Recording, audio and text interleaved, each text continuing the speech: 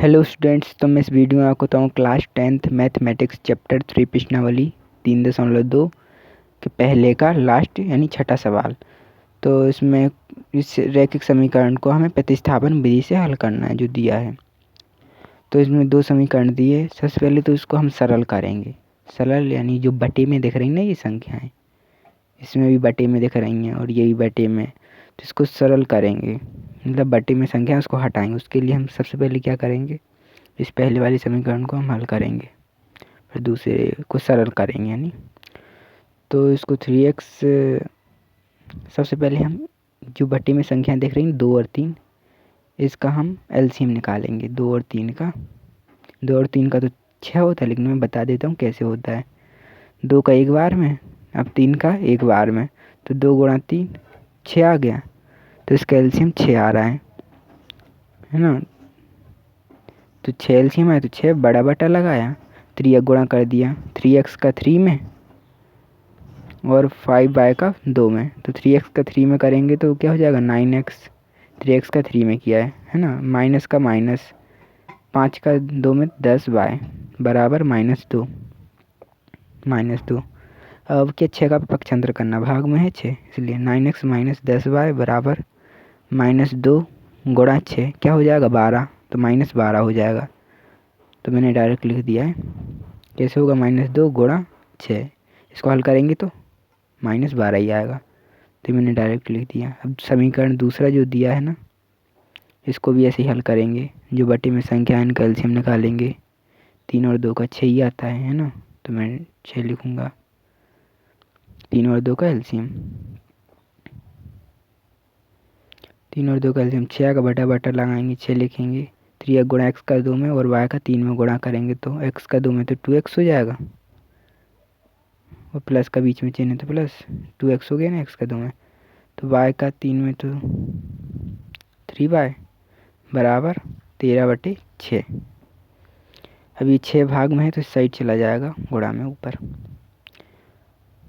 तो इसका पक्षांतर करने के लिए मैं इस साइड करूँगा।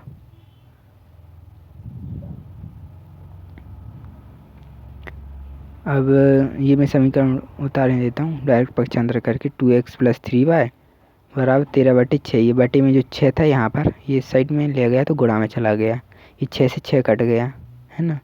तो ये मतलब इतना ही बचा। ये 6 हमें लिखने की ज़रूरत नहीं क्योंकि हमने काट दिया ना। तो 13 ही बचा इस साइड। तो इसको मैं ठीक से लिख देता हूँ 13। यहाँ थे 6 से भी काट सकते हो यहाँ से डायरेक्ट, है ना। तो अब ये पहला समीकरण बन गया। अब दूसरा वाला जो दिया था, मैं दूसरा क्या दिया था 9x, मैं ऊपर लिख देता हूँ। 9x माइनस 10y बराबर -12। ये हमारा ये दोनों समीकरण हो गए। तो ये जो कठिन समीकरण उसको पहला मान लेंगे और जो सरल है उसमें से हम x का मान निकालेंगे। तो इसमें x का मान निकालने के लिए 3y का पक्षांतर करेंगे तो 13 - 3y हो जाएगा। अब यहाँ पर 2 का भी पक्षांतर करेंगे तो x बराबर 13 - 3y/2 हो जाएगा। जो x का मान निकला ना, पहले तो इसको समीकरण 2 नाम दे दो। जो x का मान निकला है ये समीकरण 1 में रखना लेता है यहाँ पर x का मान। तो ब्रैकेट लगाएंगे और वहाँ पर ये मान रख देंगे, रख दिया मान। और जो बाकी के लिखा है वैसे ही के वैसे ही लिखेंगे। -10y बराबर -12। अब ये 9 का अंदर गुणा कर देंगे हम।